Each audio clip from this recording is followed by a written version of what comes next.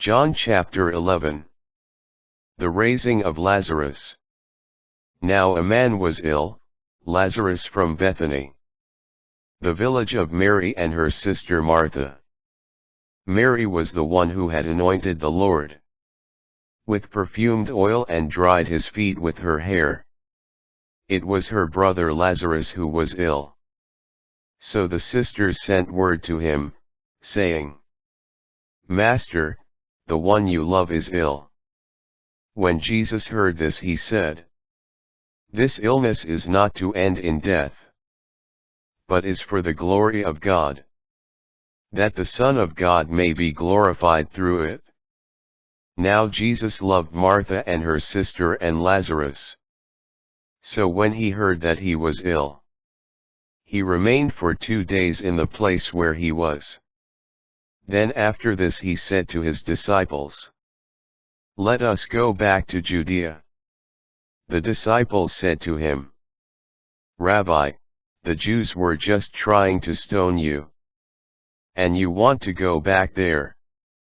Jesus answered, "Are there not 12 hours in a day? If one walks during the day, he does not stumble, because he sees the light of this world. But if one walks at night, he stumbles, because the light is not in him."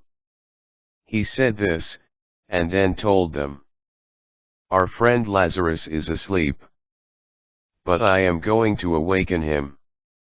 So the disciples said to him, "Master, if he is asleep, he will be saved."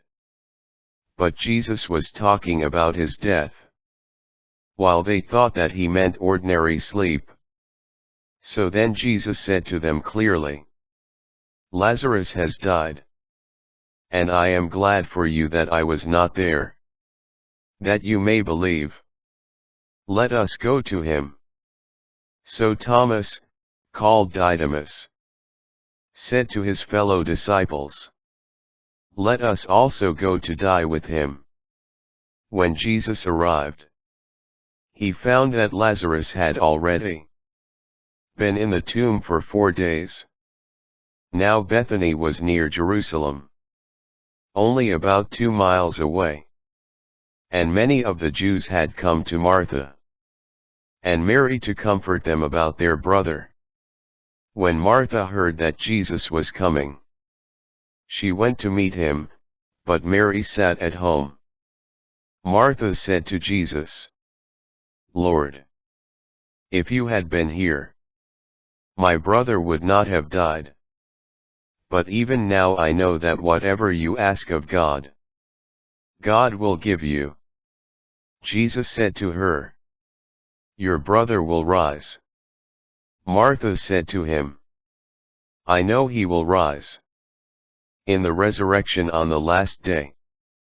Jesus told her, "I am the resurrection and the life.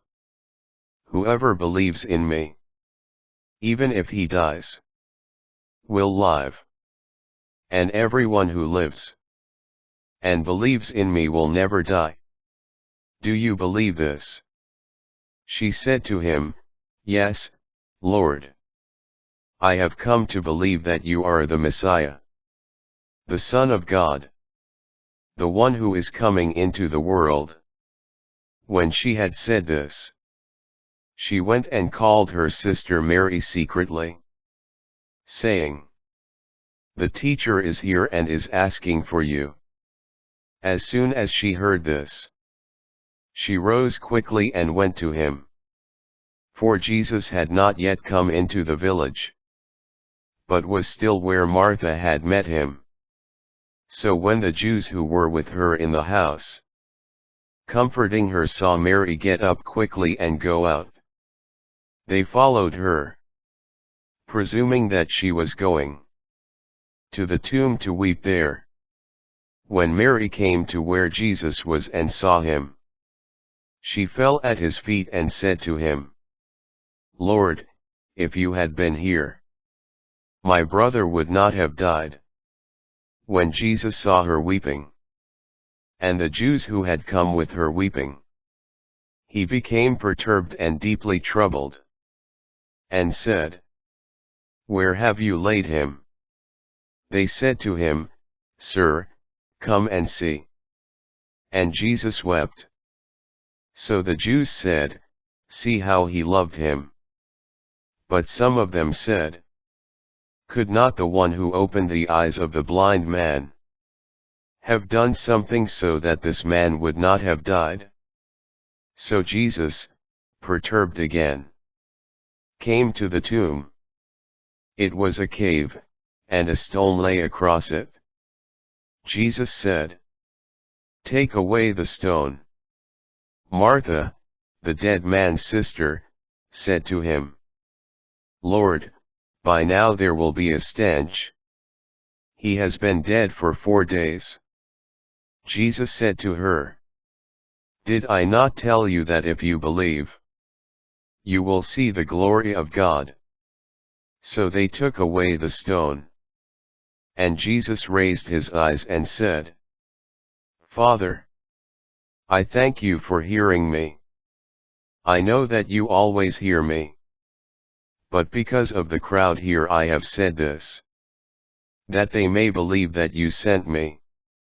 And when he had said this, he cried out in a loud voice, "Lazarus, come out." The dead man came out, tied hand and foot with burial bands, and his face was wrapped in a cloth. So Jesus said to them, "Untie him and let him go." Session of the Sanhedrin. Now many of the Jews who had come to Mary and seen what he had done began to believe in him. But some of them went to the Pharisees and told them what Jesus had done. So the chief priests and the Pharisees convened the Sanhedrin and said, "What are we going to do? This man is performing many signs. If we leave him alone, all will believe in him. And the Romans will come and take away both our land and our nation." But one of them, Caiaphas, who was high priest that year, said to them, "You know nothing, nor do you consider that it is better for you that one man should die instead of the people, so that the whole nation may not perish."